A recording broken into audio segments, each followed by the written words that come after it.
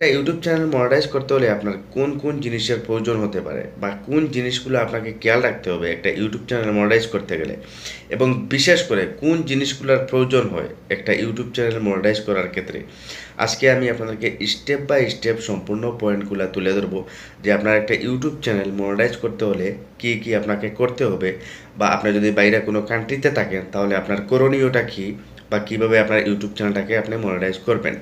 তো আজকের ভিডিওটা অনেক গুরুত্বপূর্ণ। তো আপনারা ভিডিওতে একটা লাইক করে দিবেন, চ্যানেলে নতুন হলে অবশ্যই সাবস্ক্রাইব করে দিবেন। তো চলুন ভিডিওটা শুরু করা যাক।